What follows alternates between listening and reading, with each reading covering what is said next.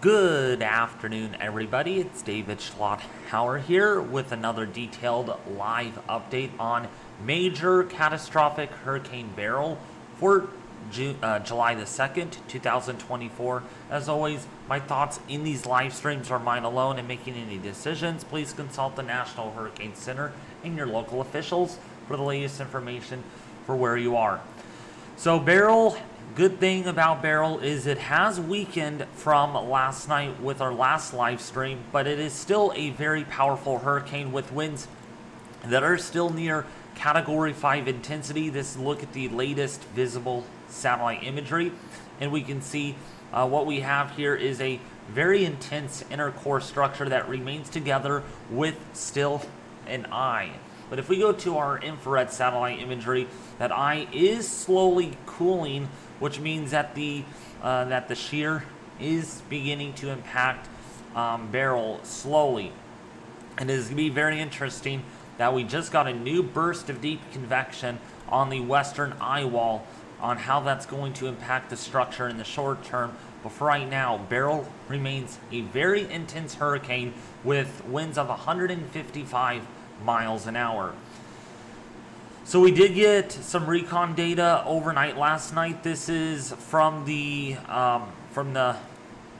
NOAA mission, and as we can see right now, this is their first pass. We got that. Remember how it was very intense. We had a peak wind of 190 miles an hour at the surface, and then we can see the pressure has remained steady, but within their last pass, the pressure has come up to 944 millibars. But that could be going up a little bit more, given that Beryl is weakening a little bit more. So here's a look at what the aircraft found, that tail Doppler radar. This is one of their first passes, I believe, through the center, and this is what the wind field actually looked like. Look at these kind of apricot colors here, indicating some very intense or beige colors. 125 to 155 knot winds at flight level. That is very intense for a hurricane this small to have. And then we can see a very well established eye when the tail Doppler radar flew through the center. So this is again getting some of the latest data from that aircraft, showing us some very intense winds still are going on. And take note here, we had winds even well over 150 knots with these three flag barbs, some of them extending on the northern side of the eye. So looking at the latest NHC forecast, this is the 2 o'clock advisory. There is a hurricane warning. There is now projected to be a landfall on Jamaica, possibly right around the 12 in the afternoon, 12 noon, maybe 1 o'clock. As we can see here, Jamaica now under a hurricane warning. You all need to get prepared for catastrophic winds and impacts. This is going to be a very serious situation, folks. This is to be taken absolutely serious. We saw what happened on some of the Windward Islands. People's houses gone because of how intense the hurricane was. We're going to be possibly seeing the same thing, hopefully not as bad, but still on Jamaica, Grand Cayman, and the little island there under a hurricane warning. So yeah, some big concerns, and then we are going to probably get a hurricane watch out sooner rather than later over the Yucatan. We also have a hurricane watch and a tropical storm warning out for the Haitian Peninsula of the Dominican Republic, because yeah, this is a pretty large tropical storm force wind field now, and the hurricane force wind field did expand a little bit more, which prompted them to issue that hurricane watch. Let me know if it's hard to hear me, folks, because I do have my air conditioner on and I have the sensitivity on the mic turned off. So just let me know in the chat if you're able to hear me. Even so, my air conditioner is running in the background. So here's a look at the chances of tropical storm force winds. We are looking at a 100%. It is now expected. Absolutely, there is a 100% chance over Jamaica. We have about a 90% chance over Grand Cayman. We have a 100% chance along the coast there of the Haitian Peninsula. You need to get preparations going right now. This is going to be knocking on the door within the next 24 or so hours, okay? I repeat, it is going to actually, 24 hours. That would be for tomorrow, for Wednesday. Today is Tuesday, tomorrow is Wednesday. So here's a look at the latest key messages on Hurricane Beryl. Beryl is forecast to remain a powerful hurricane as it moves across the Caribbean Sea later this week. A hurricane warning is now in effect for Jamaica, where hurricane conditions are expected on Wednesday. A tropical storm warning is also in effect for south coast of Hispaniola, and a hurricane watch is in effect for all of the Cayman Islands and the southwestern peninsula of Haiti. Heavy rainfall and flash flooding are likely over much of Jamaica and the southern Hispaniola through late Wednesday. Interest in Belize in the Yucatan Peninsula, Cuba, and the southwestern Gulf of Mexico should monitor the progress of Beryl. Additional watches and warnings will likely be required later today or on Wednesday for the Yucatan Peninsula. And there's just more to this cone of uncertainty. There are some worst case scenarios that are starting to pop up on some of the hurricane models that you all need to kind of be aware of. Before we get there though, here's a look at the latest rainfall forecast, and this did update. This is the latest forecast from the NHC and the Weather Prediction Center, now forecasting officially a foot or more of rainfall, especially on the eastern fringe there of Jamaica, possibly up to 12, maybe 16 inches of rainfall out of this. We could also be seeing up to about a foot or so of rainfall over the southwestern tip there of the Haitian Peninsula. We could be looking at about an 8-inch, maybe a foot of rainfall over the rest of the Dominican Republic in isolated areas. So a big rain producer, some flooding, rock slides, mudslides, that sort of thing. We're also looking at about 4 to 6 inches of rainfall over the Cayman Islands. Grand Cayman especially going to take a huge beating out of this. And now look at this. Quintana in Mexico could be seen about, Quintana, something like that. 2 to 4 inches of rainfall is forecasted on the weather prediction with low confidence of that. Lower confidence is in the hatched area, by the way. Okay, so we're not sure yet over Jamaica exactly, because depending on where and how this passes over Jamaica will really depend on the rainfall impacts. So here's a look at the cone of the radial of winds right now. We have tropical storm force winds in orange, so pretty large, and we have hurricane force winds that do expand a little bit. And right now the bearing is still directly towards Jamaica, and that is why the NHC now has that area under a landfall likely. It is now expected, so make sure you have all preparations on your way, because this is going to be a very intense system. So now the question is, now that Beryl has weakened, how much weaker will it get when it approaches Jamaica? There is still a bit of uncertainty on that, on how much of the wind shear will have effect on Beryl.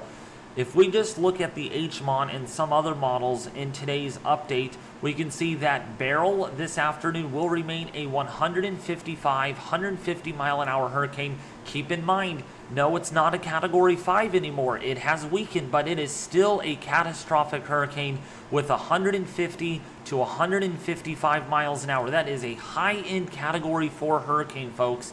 This needs to be taken seriously. Even so, it's no longer a 165 mile an hour hurricane. So this is how it all evolves. So we are looking at tropical storm force winds over the Haitian Peninsula of the Dominican Republic over the next 24 hours. And then watch this. We can see on the HMON, we are still looking at, look at down here, folks. Look at this. 150 mile an hour winds just to the south of Jamaica. There's a worser case scenario, and it's actually, we're going to be looking at the H wharf, because the H wharf actually has a right where the NHC has it. So we're actually going to be looking at the H wharf more over the HMON, since the HMON is probably a little bit of an outlier, but is still a possible scenario. So we can see here on the H-Wharf model for Wednesday morning, we can see again 143, maybe 150 mile an hour winds. You heard that out of my mouth. 100, almost up to 150 miles an hour. So this has trended stronger in recent runs. If we look at the 06Z, it was only 132, and then 141, and then the run before that 140, and then before that 140. So there is very high confidence here that there is going to be a strong Category 4 hurricane on approach to Jamaica. And yes, this is 145 mile an hour winds right there. Look at the southern coast of Jamaica, southeastern coast, I should say, 145 mile an hour winds. When we look at wind gusts, which we don't have here on the screen, I'm estimating wind gusts between 170 to 180 miles an hour. That will do catastrophic damage. Trees will come down. We're looking at complete destruction to many homes, to many buildings. We're also looking at surf that could approach about 40 feet, 45 feet perhaps, with some breakers approaching 50 feet high on the coast here of Jamaica, with storm surge possibly up to about 7 to 8 feet now on some of these estuaries. So we're looking at catastrophic impacts. There's nothing about that. There's going to be a lot of problems, folks, and I hate to bring that to you all, but that's what our models are telling us in today's update. So going over the rest of Jamaica, this is still going to be a major hurricane, even so it moves over southern Jamaica. You can see hurricane force winds here in the maroon colors. But look at this down here, 117, 120 mile an hour winds passing over that area. And then once this emerges, could still be a major hurricane, believe it or not. 107 to 115 miles an hour. That is a Category 1 or 2 or Category 2 or 3 hurricane. And there is Grand Cayman there with winds there sustained at 86 miles an hour. That is very intense. That is a Category 1, Category 2 force wind over Grand Cayman. And that's why there are hurricane warnings issued. And there's hurricane warnings issued here for the Little Cayman Islands, because there too will be winds nearing hurricane force and hurricane force wind gusts. Now, there is unfortunate to this. There is projections from the modeling, from most of our hurricane models, that there will be re-strengthening once it departs that, but it's not shown explicitly in the NHC forecast because there's very low confidence for that. But on this model, we can see it does re-intensify a little bit more, and it could become a Category 3 or 4 hurricane as it clips the northern Yucatan Peninsula. And this doesn't spend a whole lot of time over that area, possibly only 6 hours, 6 or 7 hours before it re-emerges over the Gulf. Before, there it is, there's Texas, and this could be a major hurricane. So there is concern now that this could be impacting southern Texas in some degree, maybe northeastern Mexico. We will be looking at some other models here right now. So that is on the H-Wharf. Let's see about the HAVS B model, which shows a direct impact. Again, 140, 150 mile an hour hurricane. And look at this, the wind gusts 160 miles an hour approaching Jamaica, and then this re-emerges, but still could still produce 130 mile an hour wind gusts with sustained winds here of about 105 to 115 miles an hour. So again, on the cusp of a major hurricane, and then this re-emerges and could reorganize before hitting the northeastern Mexico coast. So there is a lot of differential modeling here on exactly where this is going to go, if that's going to be in southern Texas, if that's going to be in northeastern Mexico. That is to be announced, but all we know is now that this is going to be a tropical storm in some degree over the southern Gulf of Mexico right now for the time being. So let's take a look now at our HMON. So we want to look at the HMON because the HMON is still an outlier here, showing 150 mile an hour winds, but the storm to the south, and then it weakens, and then you can see not even a hurricane at landfall there over the Yucatan, and probably a more outlier scenario, but that's why The NHC explicitly shows this as a tropical storm. So more than anything, we're probably going to rely on our halves A and B. They have done a great job at indicating that this could reemerge as a hurricane. So another high ACE producing storm. But in the short term, this is going to be a Category 4 hurricane, potentially at landfall over Jamaica. Catastrophic impacts, folks. I'm not joking when I say that. So let's take a look now at our rainfall forecast. Who's going to get the heaviest rain? Because a lot of you are curious about that. So, of course, this is what it looks like pretty much right about now. 936, 941 millibars. Again, even so it's weakening, it is still a violent, intense hurricane. All right, let's go forward. The Haitian Peninsula, these outer bands, gonna bring in a lot of rainfall. And I believe we have radar out of Jamaica. Let me make sure if we're able to see that. And no, we don't. So we don't have any radar out of Jamaica, unfortunately.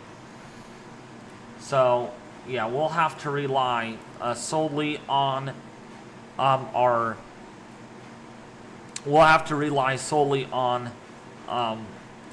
windy.com for that. But either way, lots of heavy rain is forecasted for the Haitian Peninsula. And then look at this. Look at that eye. Man, pink colors, 60 decibels. You can see that Eyewall approaching eastern Jamaica. 939 millibar system, folks. If that actually comes to fruition on the H wharf, this is going to be catastrophic. I mean, look at that pressure. Very strong, very intense, well intact Eyewall with a very intense convective banding feature that could enhance rainfall even after the system passes over. This would be an absolute catastrophic situation. Absolute. There's no doubt about this. And then this goes right over Grand Cayman. You can see very heavy rainfall. And again, this would be approaching eastern Jamaica by early in the afternoon on Wednesday, and then approaching the Grand Cayman Island by overnight Wednesday into Thursday. And look at the little Cayman Islands here. Could get some very intense impacts with heavy rainfall and some maybe storm surge and some high surf with that. And then before it makes landfall at 946 millibars with that Eyewall redeveloping. And then maybe after that, the eye could be a little bit bigger and more resistant to negative environmental factors if they do show up as it gets closer to Texas. But look at that. Very, very intense system all the way potentially up until it makes landfall, the second landfall, or the third landfall maybe, depending on if it hits Jamaica, would be in northeastern Mexico or southern Texas, is what I'm projecting right now. So, with that being said, this is not looking good. This is looking really bad. We can see this on IR satellite imagery, what the forecast looks like. Very big eye approaching Texas. If that actually happens, wow. That could be something that we have not seen in quite some time. And by the way, here's a look at that wind field. Again, major hurricane force winds. And then yet again over Jamaica, or not over Jamaica, over the Grand Cayman Island there. Hurricane force winds, and then approaching here over the Yucatan as a major hurricane, which this model has been going all over the place. Some wild outcomes on the H wharf. This model run specifically shows now 946 millibar system. Let's see what the halves B shows, if there's consistency there with that. And there is also inconsistencies with the intensity, so we really don't know how intense it's going to be when it hits the Yucatan. All we know is it's going to be a very powerful hurricane up until the Yucatan Peninsula.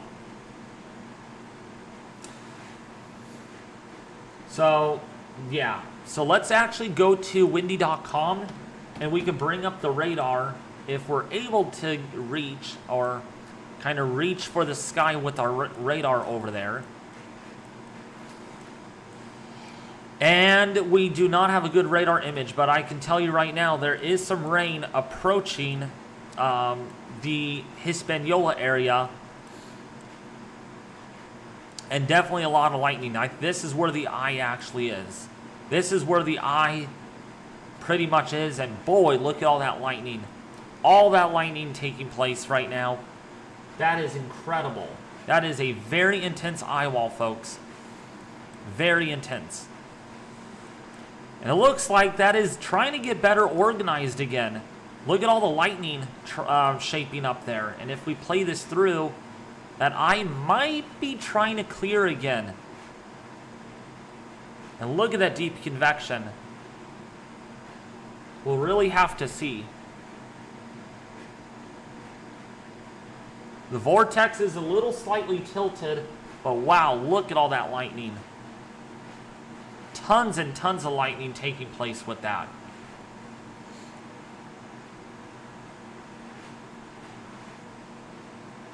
Why so much lightning in the eye? Because it's either fighting the shear or it's trying to intensify. Looks like this is more of a convective band future. It's not really circular like a half moon, but it's kind of going out a little bit. That's why we are seeing that. Oh, also, by the way, we have an upper level drop zone mission that is being conducted by the G4 aircraft. And that's going to be fed into the latest global computer models on exactly where this is going to go. So this is an upper level surveillance mission that is being conducted right now. So this is pretty serious. This is a concerning storm system. And they're even actually flying another aircraft out. Another aircraft is en route to investigate the system. So just to show you how intense this system is, yeah, we are looking at some catastrophic impacts. And that is why all these aircraft are just slamming on the system. But I'll tell you, if the H-Wharf comes to fruition, which I don't think it will, of course, but there's always that possibility, given that it's actually with the NHC forecast. That's a 150, 145, 150 mile an hour hurricane hitting Jamaica head on by Wednesday early afternoon. Man, that is serious. That is absolutely serious, and that's what you're seeing right now on the forecast model with that maroon color showing some intense winds. Will Texas get hit? Right now, actually, let's do this. Let's go over to our super blend models.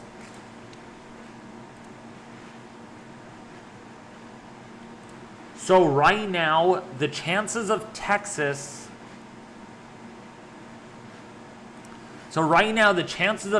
getting hit are definitely on the table right now. We can see our super blend. There is definite chances of this happening. Lots of members now hitting southern Texas, and some of them may want to recurve out. Actually, some of these get into Louisiana now and much of Texas. So yeah, there is definitely a possibility, but it really will depend on how intense this actually is going to be. But it's definitely going to hit the Yucatan, and then it curves up like that. But to be specific, here are your chances, and you can see right there, there's low to almost medium confidence, and there is medium to high confidence over the Yucatan. Remember, if this does hit Texas, if it's a hurricane, it is going to be pretty significant. I'm telling you all serious. And we can see here on the ensemble forecast for Beryl, this is through the next 7 days, and we could see ensemble confidence is pretty much low, but it's average. So this is on the typical average for this time of the year, seeing that confidence. But still, definitely a model spread, and out that far, there's low confidence, and it's average spread. So So how intense will this be? Well, right now we know it's going to weaken, but there's that one model. Actually, most of the hurricane models do bring this to in about a couple of days, bring this to a Category 1, but there might be some re-intensification after that over the next 4 to 5 days, and we'll just have to see if that actually ends up happening. This would be probably a Texas landfall somewhere in here in about the 5 to 6 day period, potentially. So that's what that shows. And yeah, this is the latest from the recon from earlier, showing that big swath of Category 5 force winds. And then look at anything in red or pink is Category 4 force winds. Category 3 force winds are in red, and 2 are in orange, and then yellow is Category 1. So we can see how intense those winds actually are at the moment. So here's a look at the ship's guidance. So this is showing us Category 2 at landfall is what this is showing. But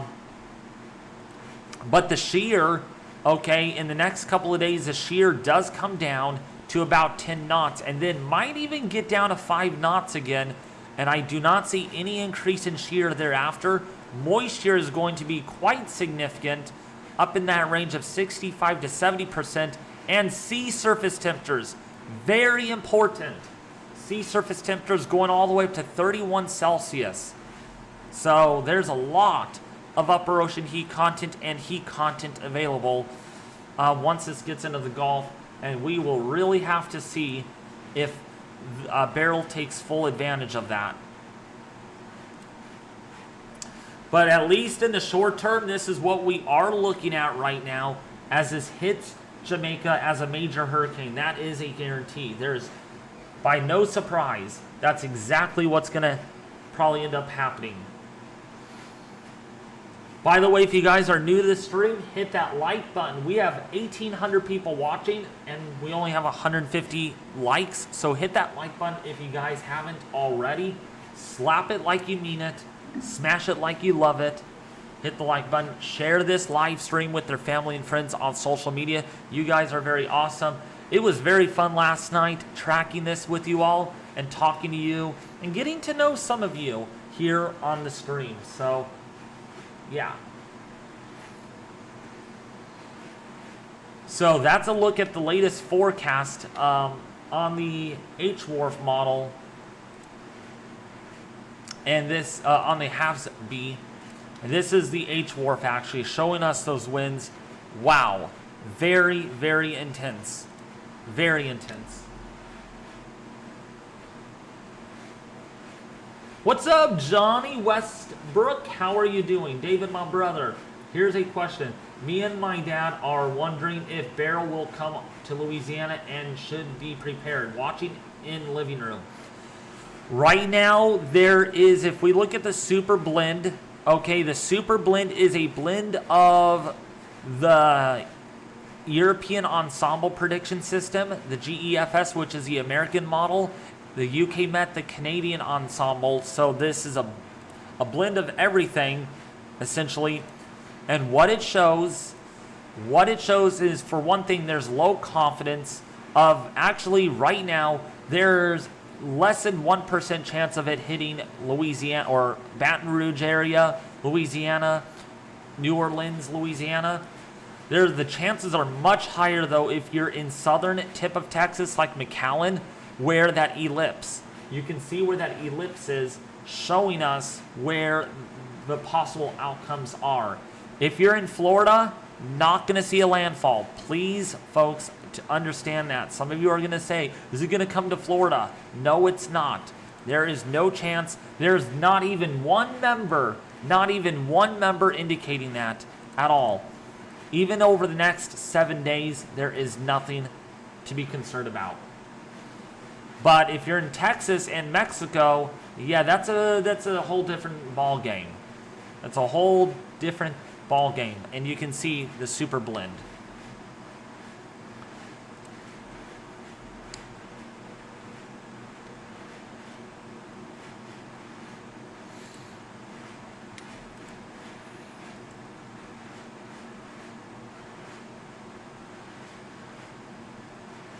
Wonder what we'll see here in Austin. What's up, JD on YouTube? If this hits, say, Houston, Texas, you're probably going to get a lot of heavy rainfall as that remnants move on shore. But again, we really don't exactly know where in Texas or if it will hit Texas at all. If we look at the H-Wharf model, this is what it's showing out to day 5.5. It is showing this. For reference, here is Texas, here is Louisiana over here, Texas coast, and then northeastern Mexico is over here.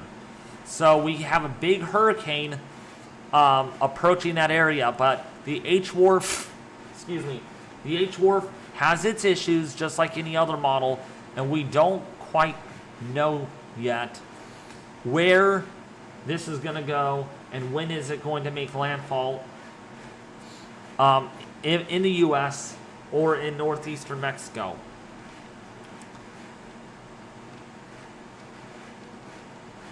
But all we know right now is that over the next 30 hours, this is going to remain a Category 4 hurricane. More than likely, that's what we're seeing. Check GFS. All right, we'll check the GFS model. Let's go to there. Let's see what that's showing. Probably bad, because that's why you guys are getting my attention on it. Yeah, that hit southern Texas at 974 millibars, but again, we are not quite sure yet. If we look at prior runs, look at the last run. It didn't even have anything there at all. So it is really uncertain. You can see each run showing something different. So I'm not putting a lot of weight into this yet. The Canadian model also going in that general direction just south of Texas. Let's actually go to the icon. Let's see what the icon shows. A 960 millibar hitting Cameron in Louisiana. If that even happens, that would be pretty serious.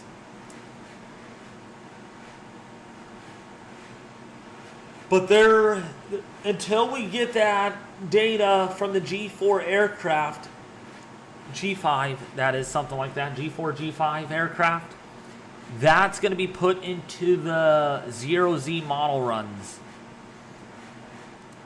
And that will better help correct things for the NHC.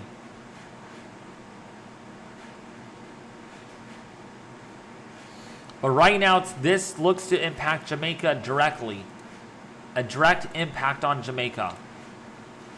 At least in the short term with that rainfall.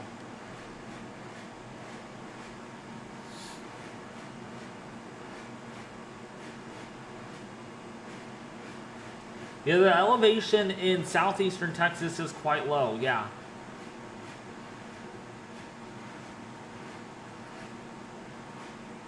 A lot of oil refineries in southeastern Texas. We had gasoline shortages after Harvey when they flooded. Oh my. Hopefully that does not happen again. Gas prices, they're high enough as it is where I'm at. Hopefully they don't get any higher.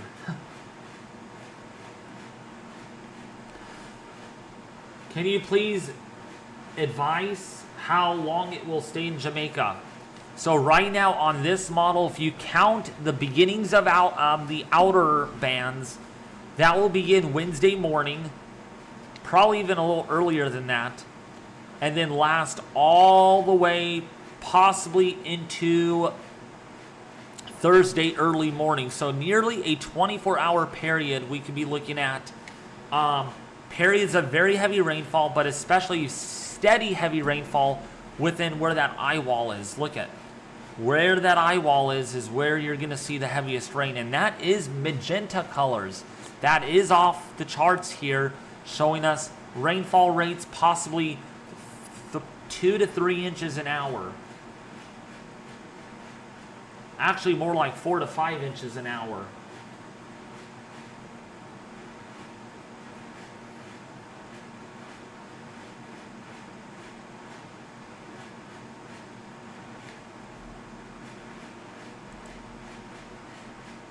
Boy, it is almost 100 degrees at my doorstep. Almost 100 degrees out.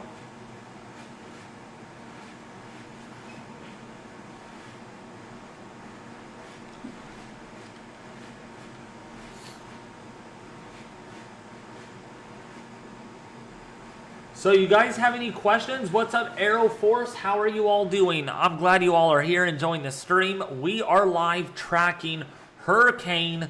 We're live tracking Hurricane Beryl, and it looks like this is fighting for its life with that deep convection that continues over its center, and you can see that clearly. A lot of lightning strikes are continuing. And we're getting some renewed deep convection once again on that northern side. Is it going through an eyewall replacement cycle? It could very well be going through an eyewall replacement cycle. But it's also being impacted by deep layer shear.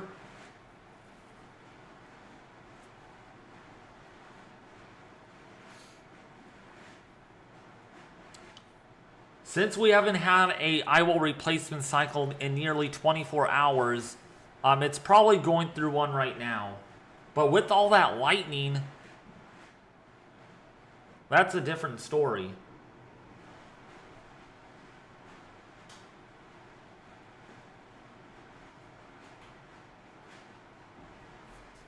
What type of winds will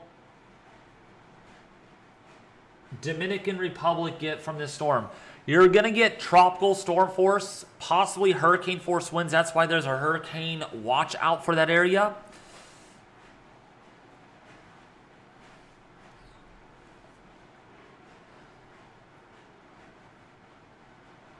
What category is it now? Category 4 hurricane.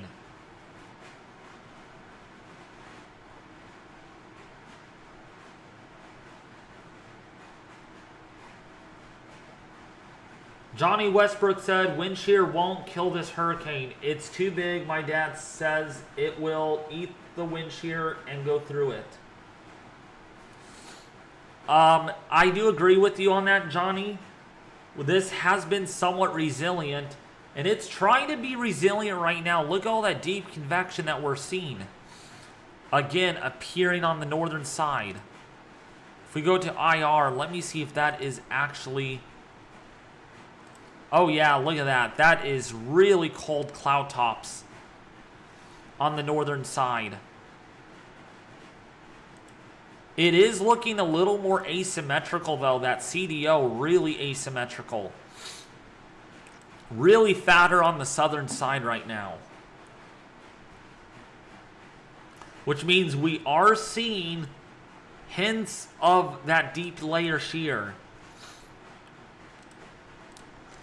Let me actually go to the CIMS on that storm, and let's see what the shear actually is.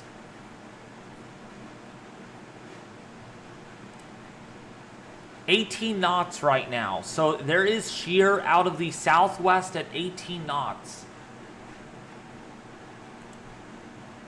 That's according to this right now. And if we click on shear, that shear is only going to get stronger. Right now it is 30 knots, perhaps almost 35 knots over Jamaica.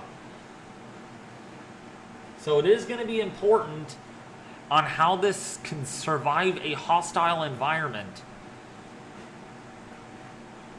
But right now the shear is out of the southwest at about 18 knots, or about 21 miles an hour. And that's why we're seeing that kind of stretched out look to the system. Really fatter on the northern and even southern sides, but mainly on the northeastern side, it's fatter. Very asymmetrical. And there is a new burst. Look at this. A new burst of deep convection now popping off on the northern side.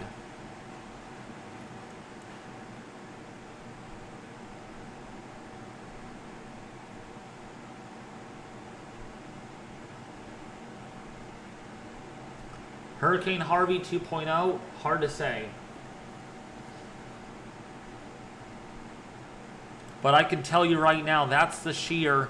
Again, areas in red are unfavorable, areas in yellow are neutral, and areas in green, the contours are favorable. So we do have this tut right over here, over the northwestern Caribbean, that's helping to get this shear going that is fairly strong right now. And the hurricane is right here. You can see the little eye. That's where it's at. So it's right on that border of neutral conditions. Neutral. What's up, Diana, the fiber fan? How are you? And if we actually just click on the shear, you can see now it's up to 18 knots. So this is expected to weaken on approach to Jamaica, but it's not going to be fast enough for it to get to a category 1 or 2, and it's going to remain pretty intense.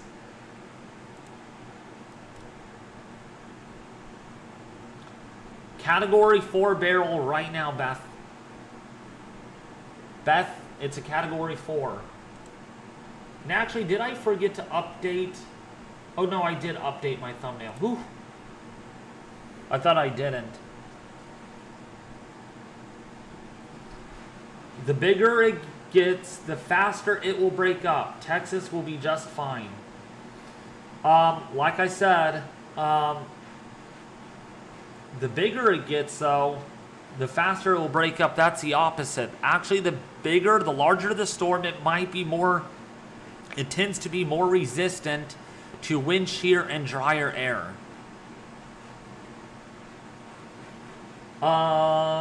Thank you for subscribing.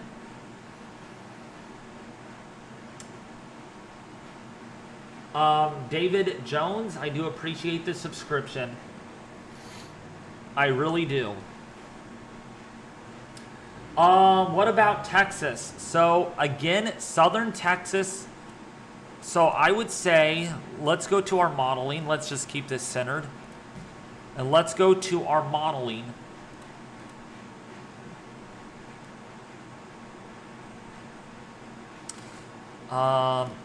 So if we look at the H-Wharf model, okay, one specific model, again, for those that are just tuning in, Jamaica under a hurricane warning, we are looking at devastating impacts, that's for sure, and then into the Yucatan with some heavy rainfall. Take note of that Eyewall, really, really intense. If Beryl is able to remain as strong as it can be through the face of the shear, conditions could be even more favorable for rapid re-intensification near the Yucatan. As we can see here, pressure drops really quickly, and then it gets over the Gulf of Mexico. If we go and look at the parent run on the H-Wharf, we can see what the hurricane looks like here. So remember, this is one model run, folks. This is not an ensemble, so please understand this, that this is probably the more worst case scenario if it turns and curves up and hits, say, Houston, Texas, versus if it goes straight in. I mean, this is what we're dealing with, either northeastern Mexico or, well, southeastern Texas. But either way, this is going to be a tropical storm in the Gulf of Mexico. We know for a fact that's what's going to happen.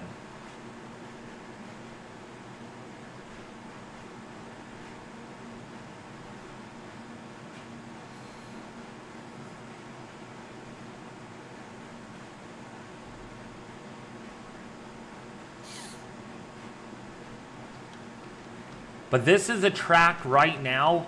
If we play this back, we can see what the hurricane is going to do. If we play this, play it like a movie.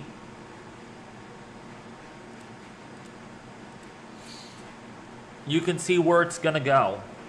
And this is on one model. This is not on the ensemble. That's the past track, by the way, and this is the forecast. So it's going to show you where it went and now where it's at. That's the good thing about Tropical Tidbits. They give you an analysis type time frame where you can see, and it does even say up there analysis and then the forecast.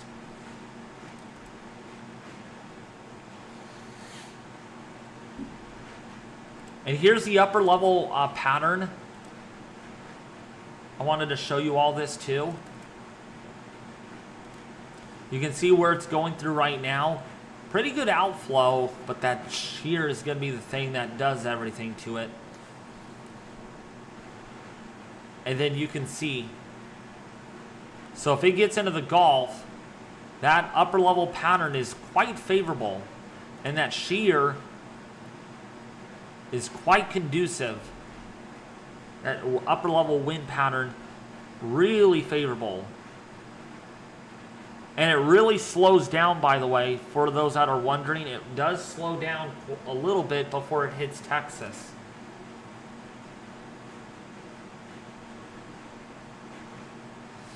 Yeah, this is the worst case scenario on the H wharf.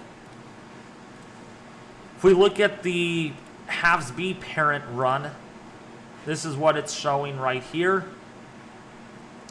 It's going to go more towards the northwest still.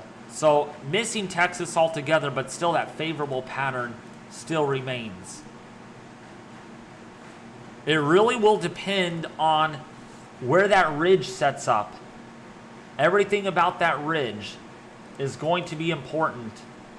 And if we actually go to the 500 volt, or actually let's go to this sector, and let's go to the 500 volt from the GFS, and we can see that's why the upper level drop zone, the G4 aircraft is out there, or G5 aircraft is out there investigating. We have this ridge over the next 12 hours.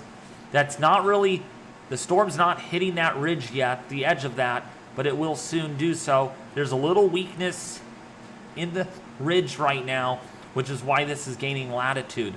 But you can see once it hits that ridge, it's actually going to turn more towards the west again and hit the Yucatan. Now the GFS has this hitting the northern Yucatan Peninsula.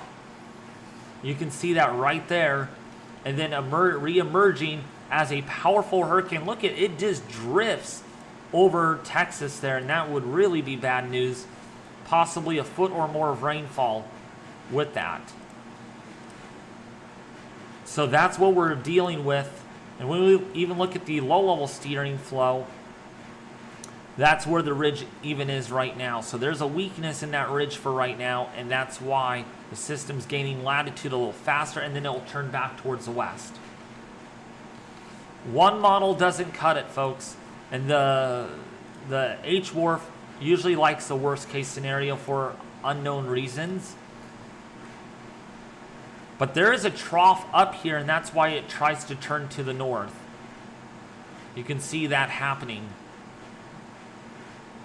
So it goes this way, and then it tries to make that turn.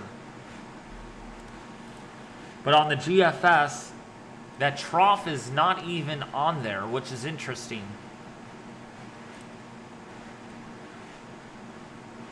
Yeah, it's not even on there. It's not even as strong as what the H wharf shows.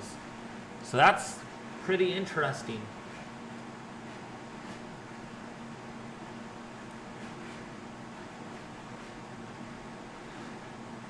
All models said it wasn't going to hit Jamaica before last night. I believe it's going to directly on Jamaica and clip Belize and go into the Gulf. Exactly. Boomer said that. So models change. Some models show, oh, okay, we thought, oh, it's going to miss Jamaica. Nope. On this model, on the H wharf, there is the eye moving on top of land of Jamaica. But yes, a Texas landfall, 5% chance or less right now. I'm not even concerned about that. What I'm more concerned about is Jamaica. Jamaica going to take a big old wacko beating out of this.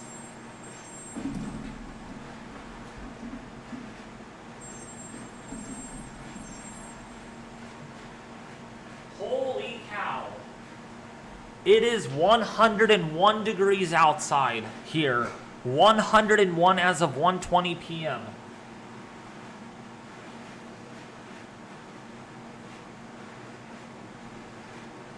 The peak of the heat is not until 6 or 5:30, so we have another 4.5 hours.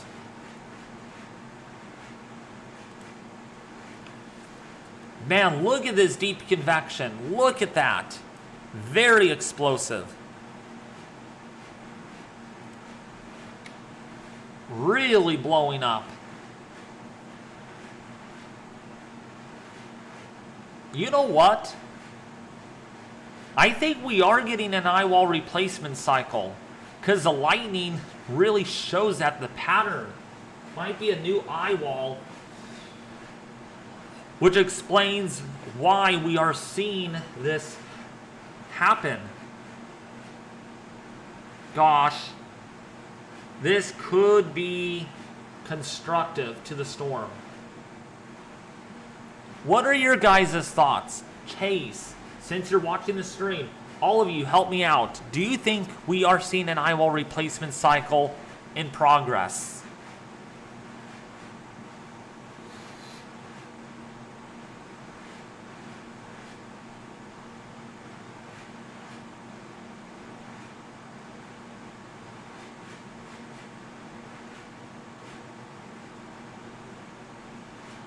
All right, so Boomer says that. Okay.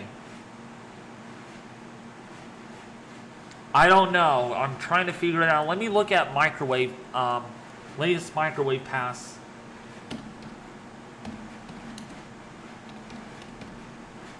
If we're indeed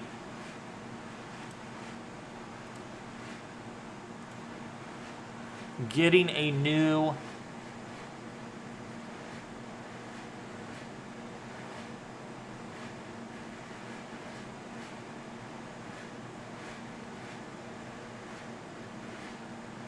don't know if we're getting an eyewall. Let me look at the naval.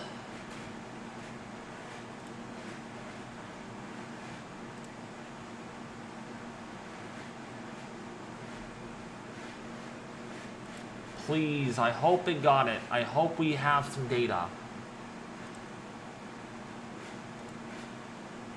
It does not look like we're even seeing an eye at all in there. Wow, that eye is really, actually, probably some sorts of a secondary eye wall trying to form.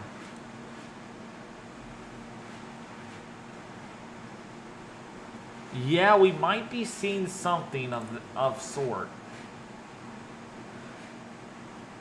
Pretty hard to get that, though.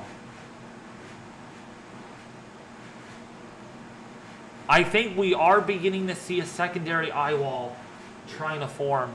You can see it right here. Secondary eye wall. So we might be seeing an eye wall replacement cycle yet again taking place.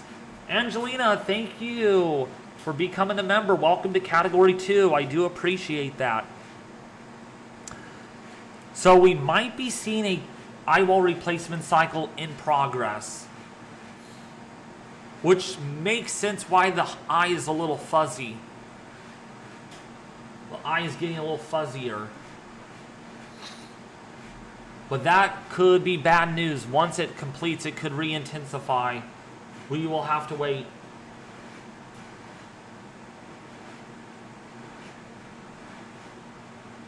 You called it? Really, Boomer? Crazy. Your prediction, the hurricane is listening to you.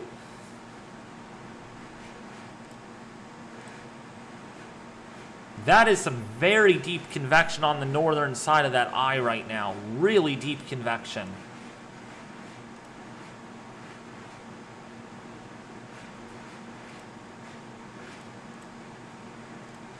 Really going to have to watch this. If that eye wall replacement cycle successfully completes in despite of the shear.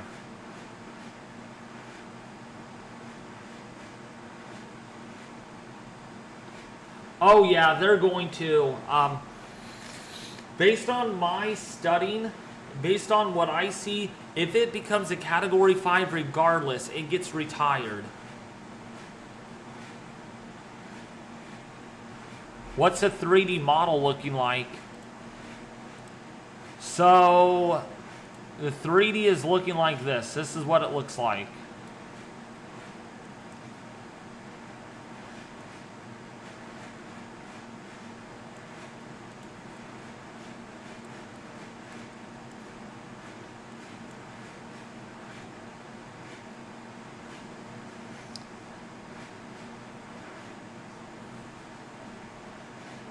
And there's new burst of convection on that side. Look down here too. There's a lot of lightning activity going on.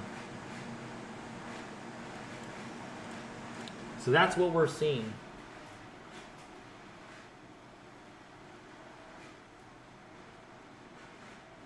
Thank you so much. I'm glad you guys like the 3D. That's why I have it. And then there's the visible spectacle. And that's what we're seeing, these very tall overshooting tops. Here's another one. And this updates every single minute, folks. Every minute. The last update was at 1:25:41. My local time. And this updates like every minute or two. This is what you call a mesoscale satellite imagery. Technically, a hurricane does weaken before an eyewall replacement.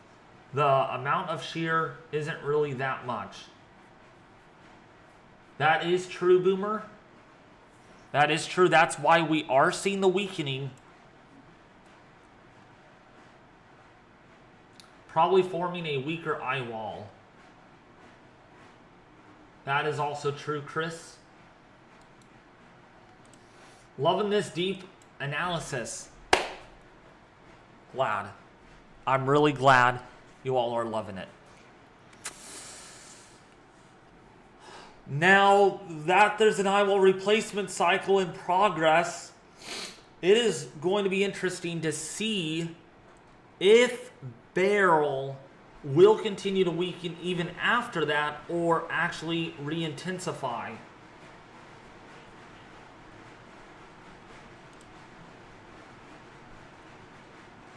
There's a lot of lightning going on in that, though.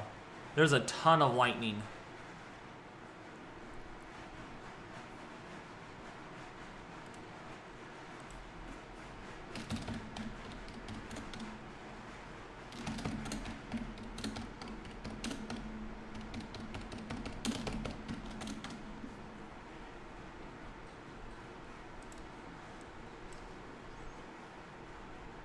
We have 8 fatalities now. Oh gosh. Yeah, from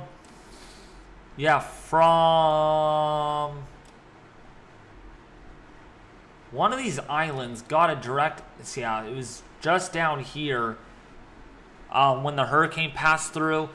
I saw some of the damage and it is absolutely catastrophic. Thank you so much, Boomer. You're a boomer. Boomer. Thank you, Gary Gatto, to becoming a Tropical Storm member. I do appreciate that very much. And as we do track Hurricane Beryl live on the channel, we are still... Hold on. We are still watching this. And actually, a hard to predict eyewall replacement cycle makes this more tricky. So if the ERC completes successfully, we could see re-intensification back up to about 140, 150 miles an hour. But 30 minutes before the NHC updates, by the way, folks, 30 more minutes with their complete discussion. All right. So... And I forgot to read this the whole time. So this did peak in intensity at around that 10 Zulu, 12 Zulu time. So we will wait to see what they say in their next update. By the way, if you guys are new and you're enjoying the live analysis, I have gotten a lot of good reviews of that. Hit that subscribe button. You guys are doing absolutely phenomenal at sharing this. The estimated amount of shares that we have right now is up to about 500 shares. So you're getting this out to a lot of people, and I do appreciate that very much because, yeah, this is the 4th straight or 5th straight day we have been live streaming on Hurricane Beryl. And I still look back at this like, I can't believe I'm actually live streaming on this. With a big day yesterday, we did 2 live streams. That's very rare for this channel, but because of how intense it was, I had to do that, and that was a good turnout. So thank you all for that. All right, Aero Force, my model keeps crashing. So you're gonna have to read render at 0Z Aero Force then.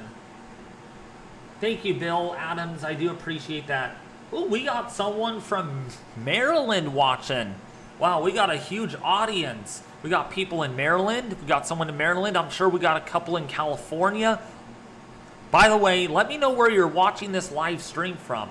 I'm sure 95% of you are watching from Jamaica and even in the Yucatan, or not the Yucatan, but in the Port-au-Prince area. Excuse me.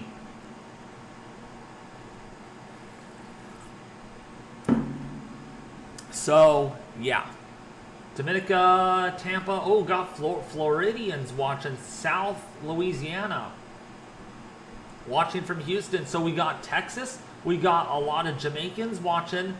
San Antonio, Clarksville, Tennessee. Okay, Rio Grande Valley. I've been there once. Pretty nice area. Some of the mountains there, nice to see. Florida. Jamaica, Cayman. Ooh, Cayman Islands. That's important because we do have people watching in the Cayman Islands as well. Again, big area, big hot spot is Jamaica.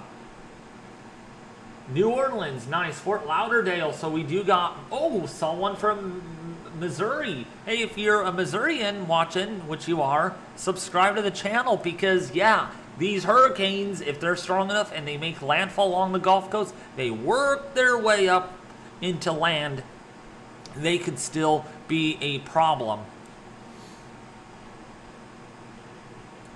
Chassis D, thank you for becoming a member, Tropical Storm member. I do appreciate that very much, folks.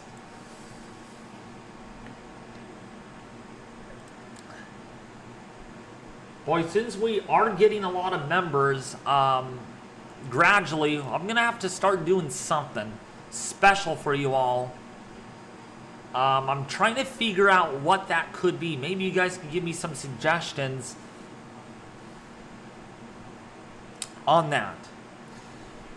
So, yeah.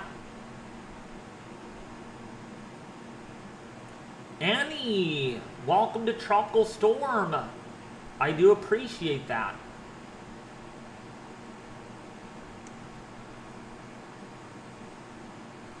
So we are going to keep an eye on this. We are waiting for the new update from the NHC. That comes out in 30 minutes. 30 minutes, folks. We are going to give you that update here on the channel as it comes in.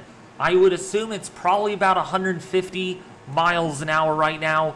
Might even be 145 miles an hour. It doesn't surprise me. So this has weakened some, and that's likely due to that eyewall replacement cycle that continues. In fact, we barely have an eye on infrared due to that reasoning. So this is beginning, the eye is beginning to cloud up, which indicates more than likely an eyewall replacement cycle is definitely in progress. But we will wait from the officials from the NHC if that actually is occurring or what. We do have a lot of lightning going on and still a very intense area of deep convection. It is no longer a Category 5. Oh, Gaze Harris, what's up? Watching from California. Depending on what part of California you're in, it's either too hot or just perfect. I can tell you right now, outside my door, it is very hot. And it's one in probably 2 weeks of this serious heat. And it's 103 degrees outside right now. It's 103. And tomorrow, 111. And 111 again this weekend. So, yeah, it's going to be miserable. I am not looking forward to it at all. In fact, I don't know if your town is doing anything for 4th of July. Sometimes towns put on events. Well, they're putting on a pancake breakfast. It's, I think, like the 65th annual pancake breakfast or something at Lodi Lake. And we're actually going to go to that. And we're going to have to get there early before the heat of the day gets going. And then I'm not going to live stream on the fireworks this year. Some of you are wondering about that. I'm doing something a little bit different. I'm actually going to get fly my drone up, and I'm going to take a lot of video of the fireworks from above the sky. So I'm not going to be able to go live on the fireworks. Hopefully maybe next year. And that would probably be for members only, since our membership is growing here on the channel. And also, I just want to enjoy the fireworks. You know, one of these years, you have to just kind of just admire Independence Day and just watch them fireworks.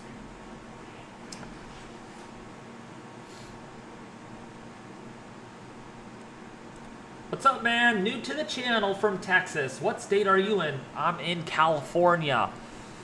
Yes, Californian over here.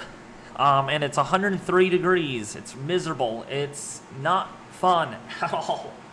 And it's the start. It's literally the start of a plethora of triple-digit temperatures. And if you guys are wondering, it could reach 119 degrees according to the National Weather Service in Redding, California. Does that anyone ring a bell? Redding, California might have a temperature up to 119 degrees. That is incredibly hot. That is miserable. That is no bueno. In fact, let's look at the latest NHC or the National Weather Service, and they are still calling it to being 119 degrees there on Friday. Wow, that is incredible. That is incredible. We're probably going to see all-time record highs to be broken, which, by the way, the previous all-time record in Sacramento was 116 degrees, beaten 2 years ago. We might get a new all-time record this year in that area. Sacramento is expected to reach about 115, so it's going to come close.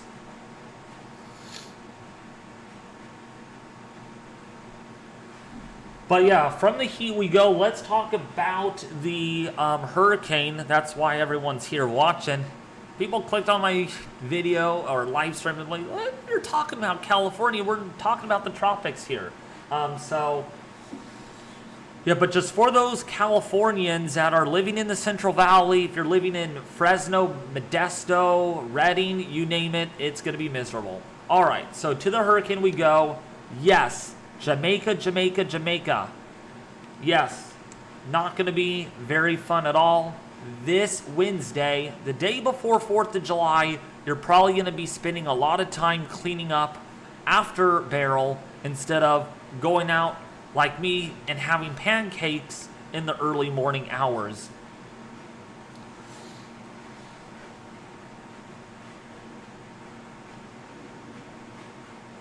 So, someone's watching from Canada. Woo! Wow, we are international. We are so much international. By the way, how are you liking the content, folks? I hope you guys are liking it. I've gotten a lot of good reviews already saying that your analysis is by far better than anyone else. So I do appreciate that very, very much, which is good. I like to hear good things. That means I'm doing my job, right? My job is being done as it's supposed to be. Brian Track, Hurricanes, what's up? So the hurricane here is going to intensify potentially. If there's indeed an Eyewall replacement cycle, we will find out in about 20 minutes from the NHC.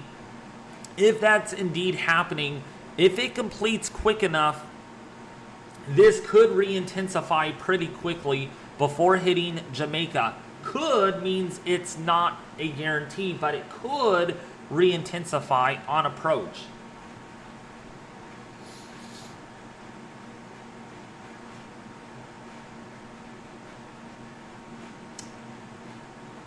Yeah, prayers definitely go for Jamaica because it's looking terrible. It's a big deal there. Look at that rain though. I mean, look at that eye and look at how heavy that rainfall is going to get. Even a secondary eyewall in there. So yeah, that really expands the hurricane force winds even more further onshore than if it weren't. And there's your eye right in there. Really intense, really insane. And if we actually look at the H-Wharf parent, we can bring up the rainfall totals. The Winding Creek gifted 5 Schlockhauer memberships. Thank you very much. I do appreciate that very much for gifting those.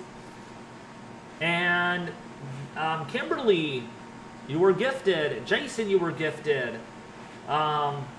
Big round of applause to that. So thank you, the Winding Creek, for that. It is very much appreciated. So looking at the total rainfall totals over eastern Jamaica, you could get up to a foot, maybe even 14 inches of rainfall out of this, according to the H-Wharf. Now, if we go to the Halves B forecast, about a foot or more, maybe even 14 inches along that track. There could be locally up to 16 inches of rainfall as there's some orographic effects. Now, if you guys are wondering what orographic is, I'll explain here in just a second, but you can see right in here. I wish I could zoom in on this, but you can see right there, Jamaica, that little purple, that's 18 inches of rainfall on this one specific model, according to the Halves A. Thank you for the $25 donation. Halves, no, I said, almost called you Halves A, right? Because you're awesome, right? The Winding Creek, thank you for the $25. So, again, we're watching this. This is going to be something that we really got to watch. By the way, if you guys are enjoying the stream, hit that like button. Also, you guys are doing a great job. I do appreciate this. With all of the donations, I'm sure you all are just like beyond impressed on how good my analysis actually is. And there it is. There's the eye. Look how intense that is. Very intense moving onshore. So let's explain what orographic is. Some deep analysis on this. Are you ready to get some note taken right here? The advisory is out. We will look at that in just a split second. What I like to do is whatever I'm working on, I like to finish it before moving on to the next thing. So especially this area of Jamaica. Let's wait until this actually loads a little bit in. So when you get winds that come off the ocean, especially with a hurricane, you get winds that do this, and they come like around like this is what we're about to see, especially right over these mountains, right in this section, right here in this narrow area. You get a lot of forcing, a lot of this warm, moist air being forced and lifted adiabatically. So you're lifting that air up, and it gets squeezed out. And so you imagine what it is like on a typical rainy day. There could be rainfall rates in these areas exceeding 4 inches an hour at times, and we could see some significant flooding. Some of these canyons, we could have a lot of overflowing, overwash, because of how much rain is going to occur. And even some of these taller mountains right here, these are 7,000 feet tall, by the way, if you guys are wondering. 7,000 feet tall, and we're lifting that air up all the way from sea level with that wind coming around the island due to that hurricane. And that's going to really squeeze out a lot of the moisture. And then usually on the leeward side, it's not as bad, but because of the dynamical lift with this hurricane, there will be some significant rainfall, even on the leeward side. On the windward, you get the most. On the leeward, you get lesser amounts. But it maybe 2 or 3 inches lesser than on the windward side is not going to really mean a whole lot.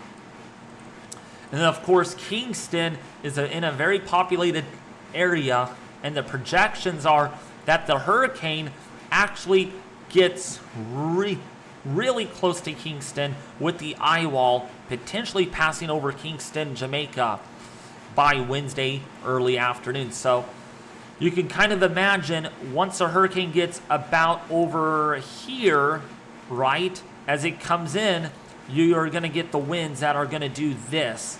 And we're going to get a lot of orographic effects, a ton of it going up and over these tall mountains. Okay? So I hope you guys understand what orographic means, and it is a very serious thing in this situation. So if you guys live on the windward side of these mountains, you really need to take it seriously. Probably if you can't evacuate the island, I would say consider going to probably somewhere northward, because that's when the hurricane should be weakening as it interacts potentially with Jamaica. That eastern half, really this area, I'm going to kind of scribble it in red highlighting. So this area right here, from right about in here, so if I highlight your area, you are in some serious danger. So it's really this area right in here. You're going to really have to watch for some intense rainfall and flooding. And I did it all for you all on the stream. That whole area that is in red needs to get prepared for some storm surge impacts. Storm surge, and especially some of these estuaries, like you can see right here too. You get that onshore breeze like this, some of that water piles up and moves onshore. Yeah, you can see some flooding, some serious flooding along the coast here. And then let's go further to the north or further to the east. Yeah, right here, when you get that onshore breeze on the backside of the hurricane, that water piles up and it could really get pretty high. That's what storm surge likes. Storm surge likes that onshore push of water. And after all, that's what it pretty much is. And so some of these little estuaries right in here, you could have locally higher storm surge amounts or in feet because of that onshore wind. Now, when it comes offshore, at first, that storm surge is going to be really low. And that's because, again, you're getting this flow moving offshore, pushing the water away from the coast. But when it comes back onshore, that's when it really comes up. After all, that's what hurricanes are. They gather all that water up. And again, some of these areas could have storm surge of about 8 feet, as high as 8 feet. And if this were a Florida situation, it would be more like 20 feet perhaps with a hurricane this intense. All right, so let's take a look at the latest discussion. We have 2,100 people watching, folks. Hit that like button if you're enjoying this. and subscribe to the YouTube channel. You guys are absolutely doing awesome. All right, so let's take a look here at Hurricane Beryl for the discussion today. Everyone is wondering about this. So the cloud pattern of Beryl has become a little less organized since the last reconnaissance aircraft left the storm near 17Z. While the Eyewall cloud tops have cooled, the eye has become more ragged and less distinct inside the central dense overcast, and that the overall cloud pattern is becoming a little bit more elongated due to that shear that we were talking about. It's not symmetrical. It's not like it was like a buzzsaw yesterday. It's more in kind of asymmetrical, right? The objective intensity estimates suggest that the hurricane has weakened a little in the past few hours, but the advisory intensity will be held at 135 knots until the arrival of the next aircraft. So this is being held at 155 miles an hour. The initial motion is a quick 290 degrees at 19 knots. Thank you for the additional gifted of memberships. I do appreciate that. A strong subtropical ridge centered over the southern United States will continue to steer Beryl west-northwestward to the westward across the central and northwestern Caribbean for the next few days. And this motion should bring the center near Jamaica in about 24 hours, near the Cayman Islands in about 36 hours. So bringing the center near Jamaica, they're not expecting the landfall yet, which is good news, but not entirely good because you're going to still get some impacts from this storm on Jamaica. And we talked about you don't need the center to get that big orographic effects. All you need is that that upslope flow. And then, of course, the Cayman Islands in 36 hours, so in a day and a half. And near the Yucatan of Mexico, around the 60 to 72 hour. After that, there remains a significant spread in the track guidance. And again, I'm going to highlight some things here. And I know you guys don't want me to highlight a whole lot here, but this is important. All right. So after that, there remains a significant spread in the track guidance. If they're saying significant, that means there's a lot of uncertainty. When Beryl emerges back into over the waters of the southwestern Gulf of Mexico, due to model differences in the strength and location of a break in the subtropical ridge over the southern United States.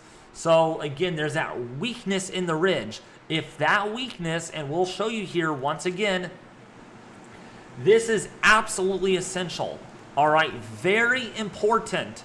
All right, where this trough in the northern tier of the United States, how far south does this weakness in the ridge extend will matter on how far north Beryl is once it approaches the Gulf of Mexico. So let's just say if Beryl is up over here where I draw the line and the trough extends a little further south, there could be enough in the weakness of the subtropical ridge for this system to be able to get pulled northward.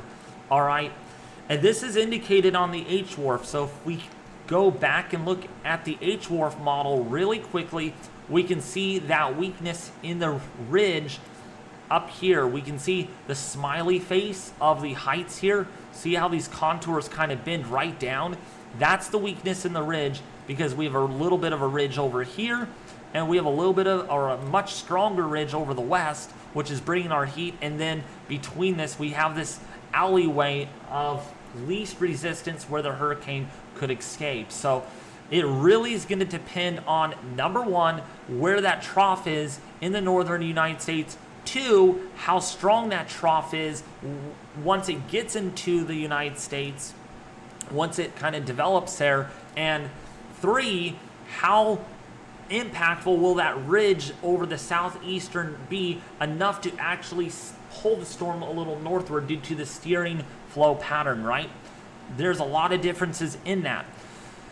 So the GFS shows a more northerly motion during this time, while the ECMWF and UK Met forecast a more westerly motion. This part of the forecast track lies between these extremes near the consensus models and a higher than normal amount of uncertainty. So there's more than usual uncertainty in the in where this is going to go. The intensity forecast also continues to be highly uncertain. So there's not a big certainty and consistency on the strength, the future fate of Beryl. The models are in good agreement that Beryl should steadily weaken during the next 60 hours due to the shear and dry air entrainment, but the models show a slower rate of weakening than previously.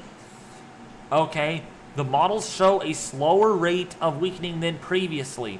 Based on this, the new intensity forecast calls for Beryl to still be a major hurricane when it passes near Jamaica, at or near major hurricane strength when it passes the Cayman Islands, and still be a hurricane when it reaches the Yucatan Peninsula. This part of the intensity forecast lies near the upper edge of the intensity guidance. There remains considerable, very important here, there remains considerable spread in the intensity guidance when Beryl emerges over the Gulf of Mexico. Although there is somewhat better agreement that the cyclone will intensify some while crossing the Gulf. Okay, that's a new one. Intensify. That means re-strengthen while crossing the Gulf. The new forecast follows this trend and lies near the middle of the spread out for the intensity guidance. So we are now looking at a high-end tropical storm now over the Gulf, potentially a hurricane again once over the Gulf. So that's not good. That is not good. All right. Land interaction is what prevents this from intensifying, essentially. And then once it hits, when it goes inland, it's gonna, or before inland, it's gonna be like a category 2 potentially. So I want to read these key messages. We're gonna not look at those here. We're gonna look at a different product, and you can see there what the latest wind field actually is. So let's actually go over to the track forecast really quickly. Let's update this. So right now, a major hurricane near or on top of Jamaica, that is still expected here. There's no changes to the forecast reasoning on that. Definitely near major intensity over the Cayman Islands. Just because it's an H, that doesn't mean it's a category 1. We're probably looking at a 110 mile an hour hurricane on approach to the Cayman Islands on Thursday morning, overnight Wednesday into Thursday, and then a hurricane still on Friday. Now, let's just be aware here, for those that are just tuning in, this is from the NHC, of course, and look at what they have. Look at the cone of uncertainty. It's gone a little bit bigger, and now it does cover southern Texas. So that means there is a chance that we could have a landfall here in southern Texas, and the center, the average is right up in here in the northeastern portion of the Mexico. So right now, strong tropical storm here, possibly a category 1 hurricane. We will have to really wait and see what Beryl does as it comes through passes Jamaica and the Cayman Islands. If it's stronger here as a major hurricane, then it could certainly be a hurricane once it gets back over the Gulf of Mexico. That's going to be important because intensity is important. And let's just say also the cone of uncertainty, we can still see this going all the way into Belize, northern Belize, or as far north as Cancun in the northernmost Yucatan Peninsula. So that is also important. So the chances of tropical storm force winds over Jamaica are 100%. The chances of tropical storm force winds over the Grand Cayman Island are now near 100%, and the chances of tropical storm force winds over the Yucatan have been raised to about 70% from the previous advisory, and we are still expecting those tropical storm force winds to arrive on Jamaica by Wednesday morning, and then by Wednesday afternoon into Wednesday night over Grand Cayman. And of course, you can see the Dominican Republic here, pretty tight gradient there of about, say, 40 to 90% chance. So here are the key messages now. This is a new update. Key messages from Hurricane Beryl. Devastating hurricane force winds, life-threatening storm surge, and damaging waves are expected in portions of Jamaica and the Cayman Islands Wednesday into Wednesday night. Okay, Jamaica, if you're in Jamaica, you need to be looking at this. If you're in the Cayman Islands, you need to get preparations going right now. Okay, you only have 36 hours to do that. Residents in these areas should listen to local government and emergency management officials for preparedness and evacuation orders. Yes, there could be the potential that you may have to evacuate. That means leave your home to evacuate and outrun avoid the hurricane. Heavy rainfall and life-threatening flash flooding are likely over much of Jamaica and southern Hispaniola through late Wednesday. Beryl is forecast to remain a hurricane when it approaches the Yucatan Peninsula and Belize late Thursday, where additional watches will likely need to be required later today or tonight. So by tonight, there's going to be watches out for the Yucatan. Make sure you are staying up to date on the intermediate advisory for that. There remains uncertainty in the track and intensity forecast of Beryl over the western Gulf of Mexico this weekend. Interest in the southwestern and western Gulf of Mexico should monitor the progress of Beryl. So 4 key points, folks. The NHC gives you this for a reason. This is helpful information that you all need to be aware of. And again, in this advisory, it is still a 155 mile an hour hurricane. That means a high-end Category 4 hurricane as we speak, still ongoing. And here's a look at the rainfall totals yet again. From the beginning of the string, we saw this. And now again, some areas could get 16 inches of rainfall. And again, where we get that orographic effect, that upslope flow over the eastern half of Jamaica is going to be very significant. When you lift a big column of air nearly 7,000 feet from the surface, we're going to get a lot of moisture squeezed out in those mountains, and that's going to lead to some pretty serious flooding, potentially catastrophic in some areas. All right, and then of course over here in the western or southwestern tip of the Haitian Peninsula, you might get 12 to 16 plus inches of heavy rainfall. So yeah, this is not a good situation if you're living on some of these areas.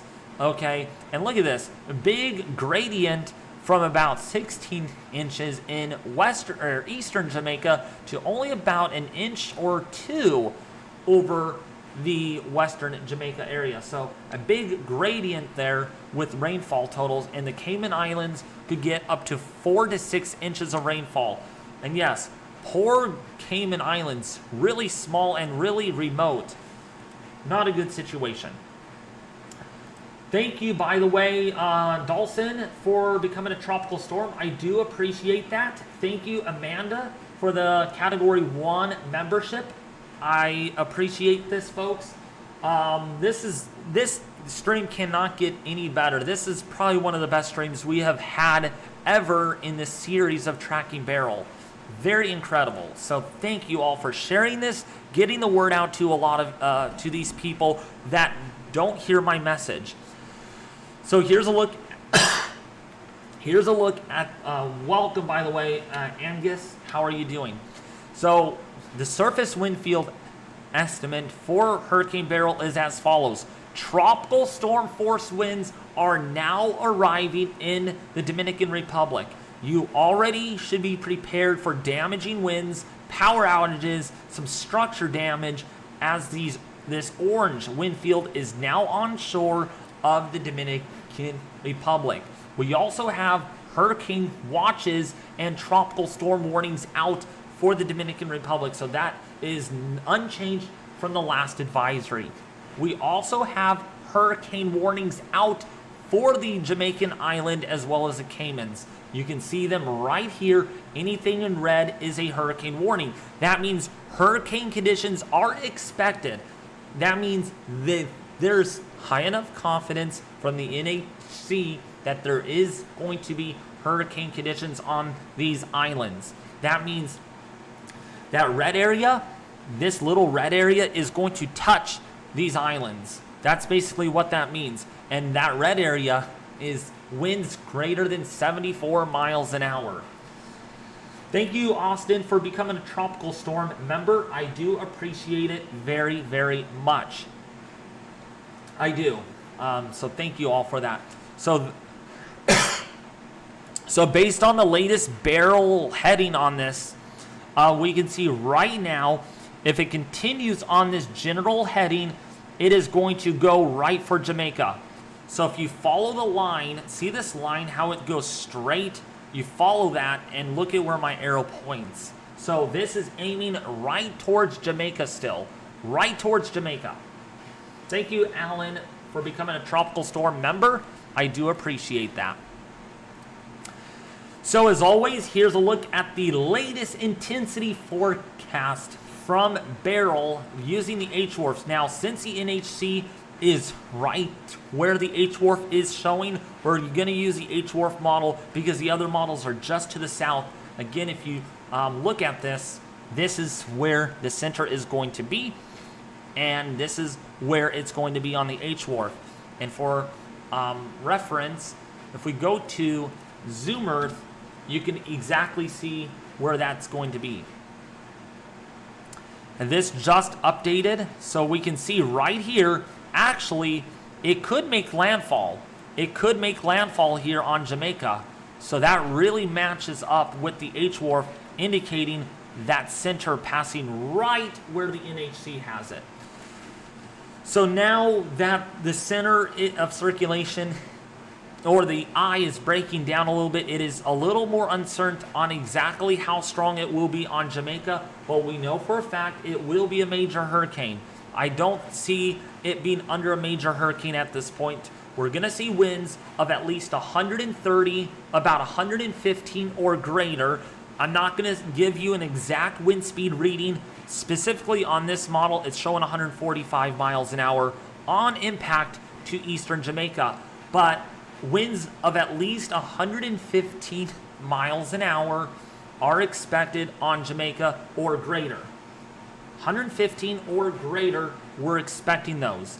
And then once this emerges off of Jamaica, and remember, yes, that orographic, watch the front end of that. Yeah, you can even see it right here. See this little wind max. See those mountains right there? Exactly what we're talking about is orographic. So the air comes in, hits these mountains, and it just squeezes, sponges out all that water from the atmosphere. And yeah, you can get some intense rainfall over these higher elevations. Absolutely. Devastating rains in these mountainous terrain areas. And then once the flow kind of gets perpendicular, then the orographic should relax a little bit before the backside of that comes on. And then maybe these ends on the other side, on the southern side, could get the storm surge. Not storm surge, but the orographic effects. And then, of course, the storm surge. Now, it is very important when we look at this model. I wish I could zoom in a little more closer on this, but take note. These little bays, see this little bay right here, and we got a little bit of a gulch here. That's onshore flow. That's wind moving onshore onto these islands. And guess what you're going to get out of that? Storm surge. You're going to get coastal flooding, coastal impacts.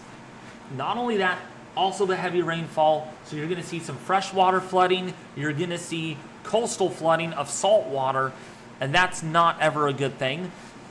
And so, yeah, the front side of this may not be the worst because you're getting offshore wind here on the island, and then you're getting onshore wind. So some of the storm surge is going to be here, but of course you're going to get the rain. And then once that backside rolls in, that's when you get a lot of that onshore push. And that's going to bring a lot of the water on to the coast here of Jamaica. All right, so that is not good. Kingston, Jamaica is the capital of Jamaica, by the way. That's a awful. And actually, let me look up the population of Kingston. Kingston, Jamaica. Kingston, Jamaica population. 1.2 million live in Kingston alone.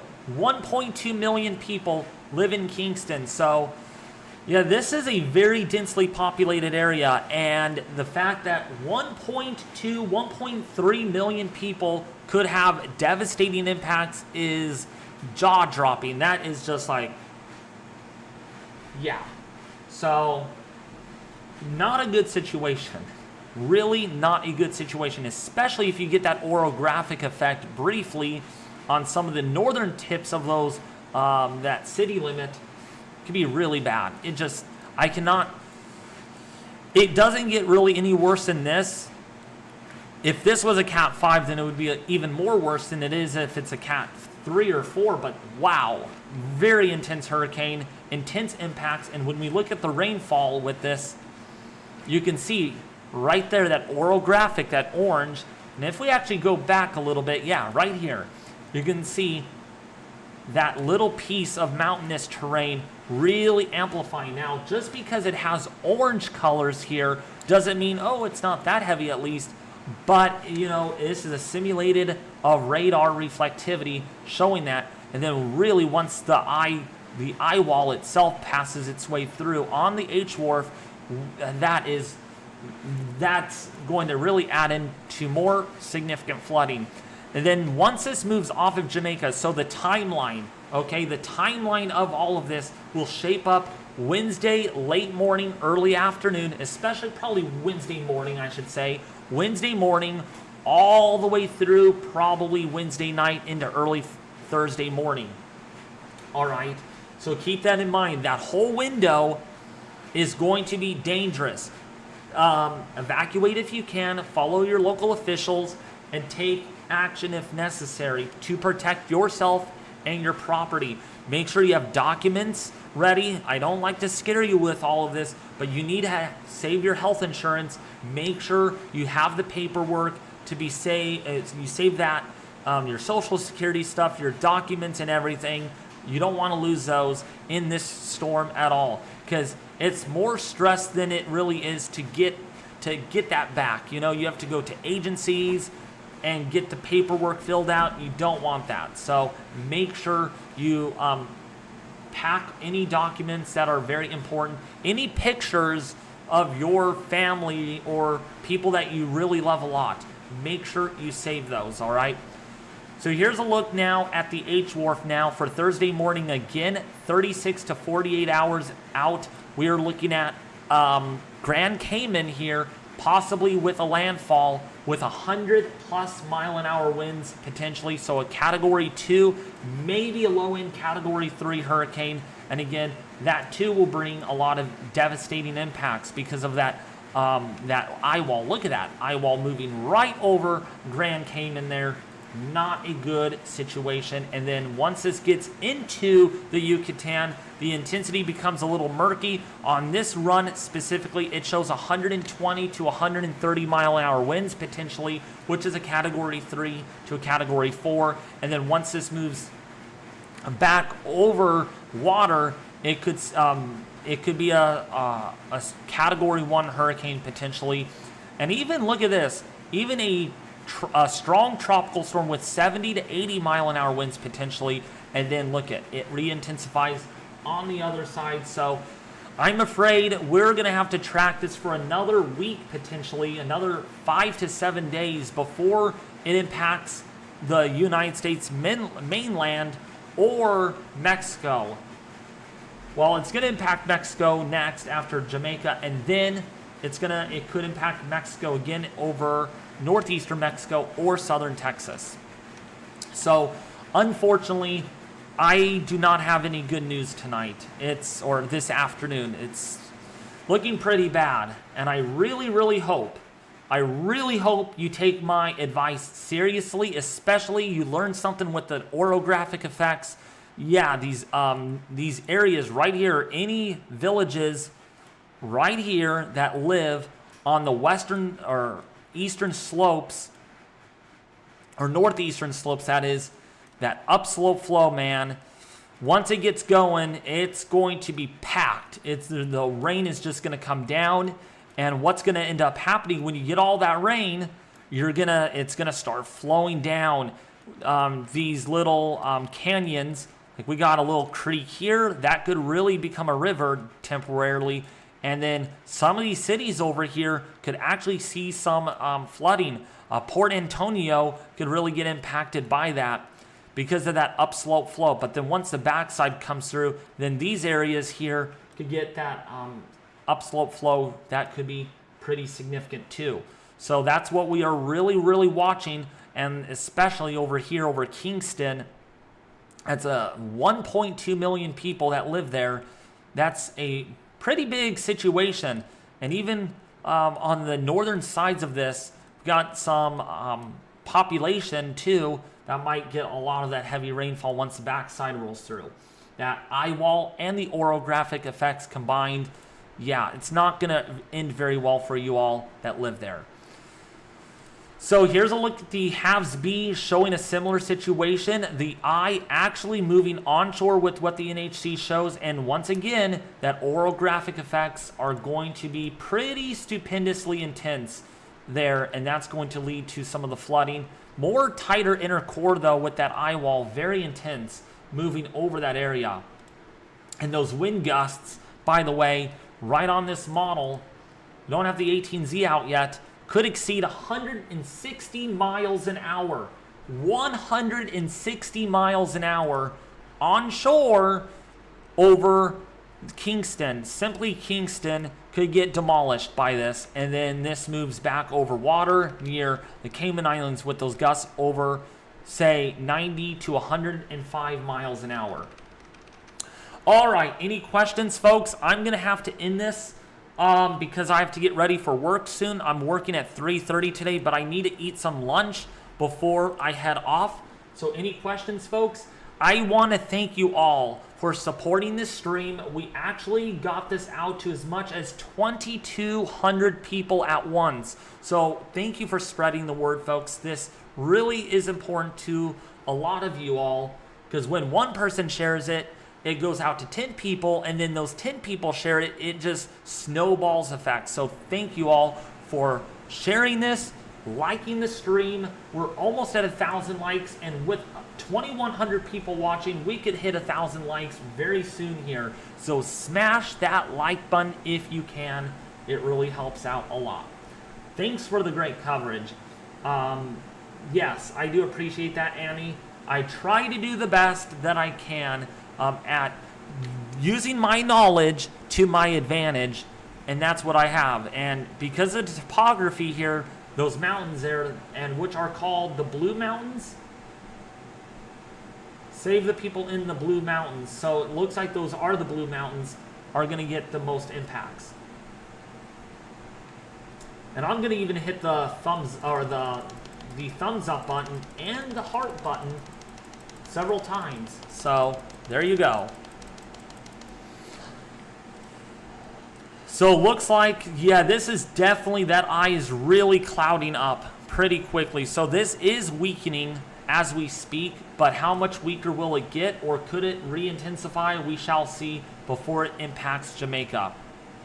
But this is really lacking a lot of deep convection on the southwestern side. So that shear really on the increase right now.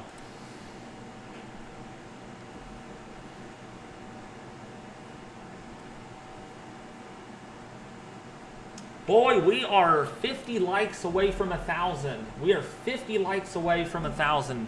Thank you guys. Thank you so much. And also subscribe and hit the bell icon if you guys haven't already. I want to say we are almost to 23,000 subscribers. Unbelievable. So thank you guys for that too.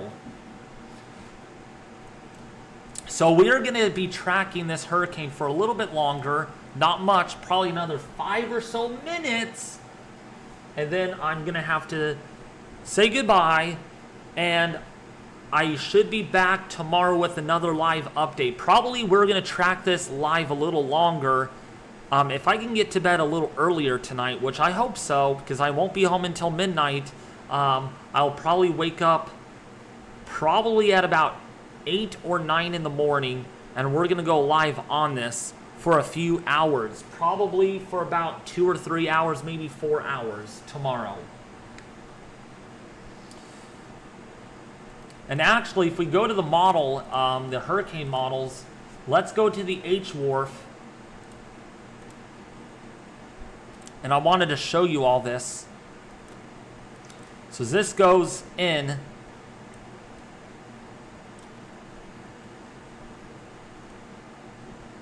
yeah, see these tall mountains? That's where you're going to get the rain. And then watch when this goes through. So you can see Morant Bay, if you're in Kingston. Wow, Kingston gets the Eyewall passing through like that. That's pretty devastating. That is not good at all.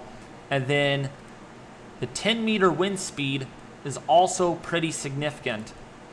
140 miles an hour.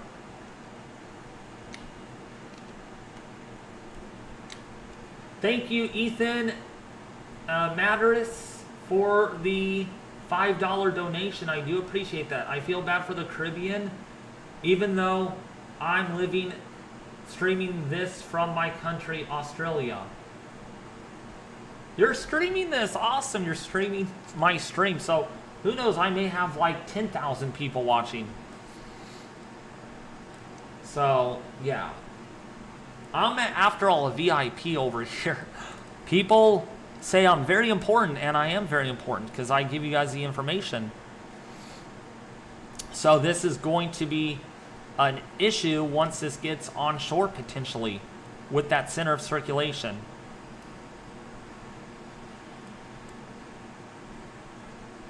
I know a lot about weather. That's awesome, Ethan. Maybe you're my next weather expert for my live stream eventually. Yes, I do invite people to my live stream to help me do these kind of things, which is awesome. What's up, Justin? How are you doing?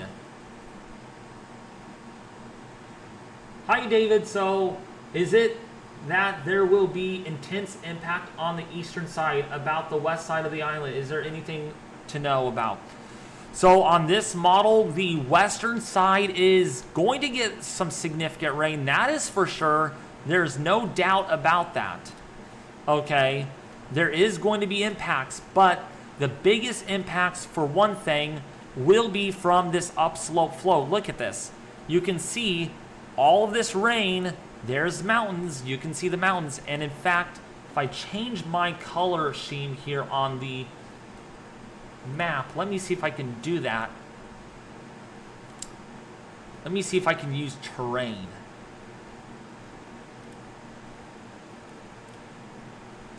I'm actually going to use, let's see here, maybe we can use, let's use satellite. Let's just use that for right now. So we can see once a hurricane gets coming in, look at these mountains. Like I said, these tall mountains really going to focus all of that rain. Look at that, coming down pretty hard, even so it's not coming down that bad at all in Hope Bay or even on the leeward side. And then you can see here on the back side that orographic really changes now more on the south side of those mountains, really going to get a lot of the rainfall.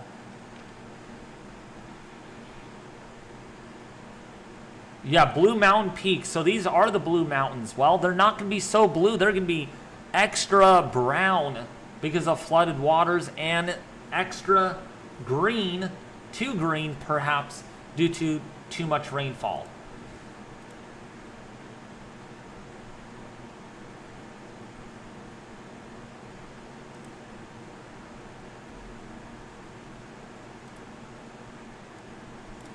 So that's what we're concerned about. Also, by the way, over here, There's going to be a lot of rainfall too. David, very big fire breaking out in Orville. Yeah, you're kidding me. You're kidding me. Stop saying that, please. Not on this hot weather. Not on a hot day. We're seeing a big fire breaking out. Oh my gosh. Wow. Massive wildfire. Massive wildfire burning. Holy cow. Big fire burning there.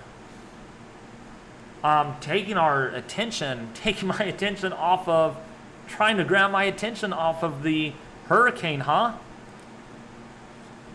It's called Hurricane Justin. No, I'm just kidding. You're a hurricane, Justin. No, I'm just kidding. So, yeah. So that's what's going to happen. It's going to be moving over Jamaica and then over Grand Cayman, Georgetown, Boddentown, right here. Heavy rain, north side, going to really get impacted. You can see some heavy rain there as well. But let me see that fire really quickly. Oh my gosh. That is a massive wildfire. That is a massive wildfire.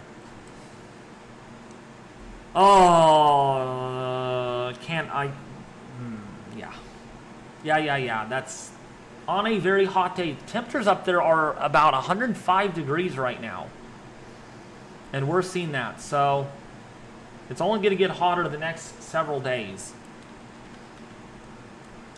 Yeah, right now it is 104.9 degrees outside my house right now. 104.9 degrees. And it's only 225.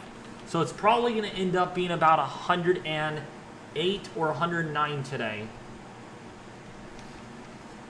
Beryl is completely out of the season, right? At this point, more than likely, it's going to be retired. It's definitely going to be retired. Without a doubt.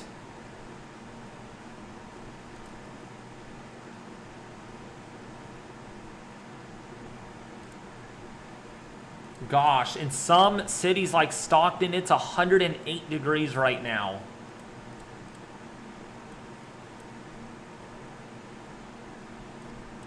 That is absolutely brutal.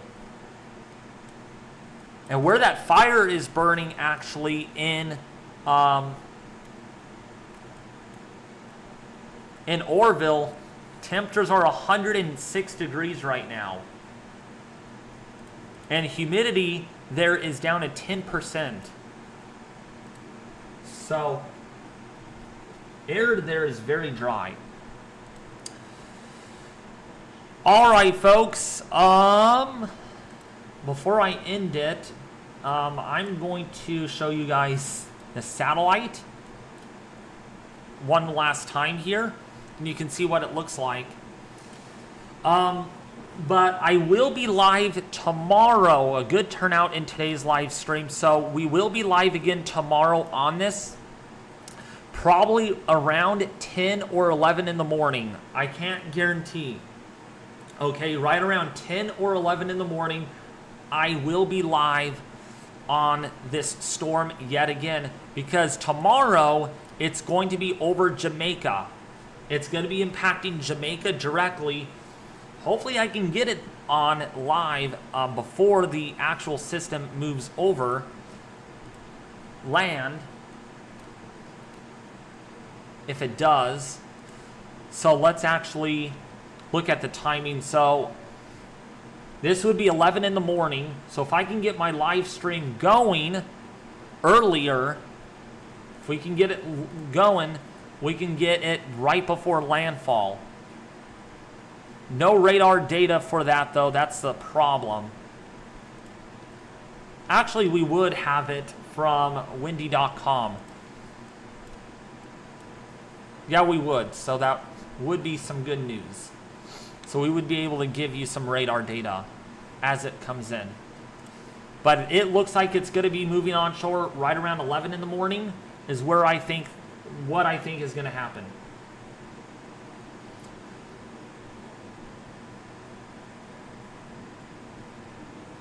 But anyways, if you guys do like this stream, hit that subscribe button. Hit that subscribe button. We are doing great on that. And also share this stream with their family and friends on social media. And hit that like button. We're almost up to 1,100 likes. So I do appreciate the support. You guys are just beyond awesome. You guys are awesome.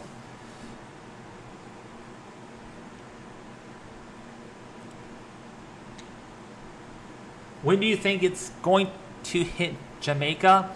Between about, well, actually this is 11. I don't know if this is in local time. 18Z, so this is my local time. Sorry folks. 11 in the morning, my time. So that's 11, so 1, 2, 3. So right around 2 or 3 or even 4 o'clock in the afternoon. So sorry about the confusion there. So this is local time. So if I can get up at 10 in the morning and get things going, we can do a little bit of a live stream on this until about 2 o'clock, because then I have to go to work until about 2:30 even.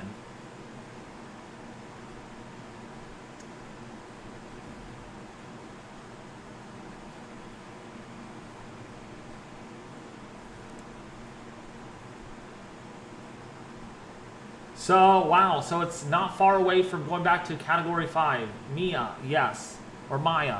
It's not far. It is not far from being a Category 5. It's literally, if it intensifies even a little bit more, it would be a Category 5.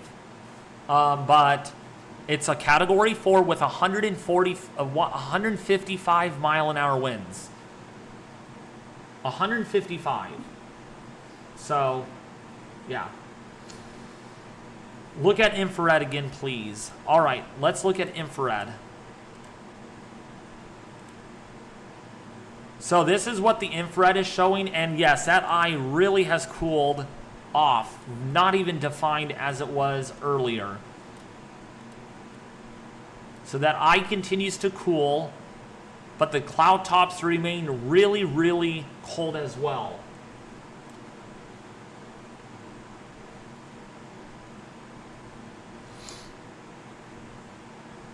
So about 12 p.m. Jamaica time. Wait, so Jamaica, you guys are like 3 hours ahead though. Yeah, you're 3 hours ahead, so 11 my time would be 2 o'clock your time when it makes landfall. It's going to pass closest potentially to Kingston. So if it will get really close to Kingston. Possibly the Eyewall would pass over Kingston and then move back off of Jamaica that night, Wednesday night.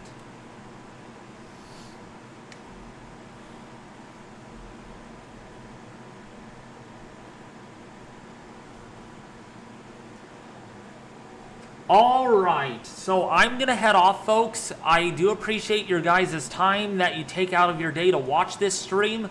I just want to thank you all for becoming a member. If you're a member to the YouTube channel, thank you very much for that.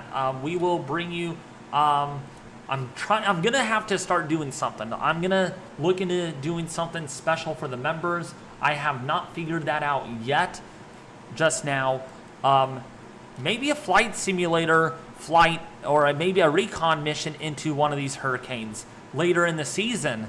Maybe something that you all will like. But anyways, thank you all for tuning in. Please subscribe to the YouTube channel. Hit the bell notification icon. And before I go, I almost forgot, check out my Twitter, my the X page here at Weather United 1. There is a link right here to that. Weather United 1 is where you can find that. And that's what I posted last night, 11 hours ago, when they did their first pass through the center. So you can find more information on that. But anyways, share, like, and subscribe, and I'll be back with you more tomorrow with another update, live news, breaking news update on Major Hurricane Beryl as it barrels towards Jamaica by tomorrow. Take care, guys. Be safe. Stay hydrated if you're in this hot weather like I am. But stay safe and be safe if you're on Jamaica. Follow local officials from the National Hurricane Center and your local government officials too living on these islands. I'll see you guys tomorrow. Peace.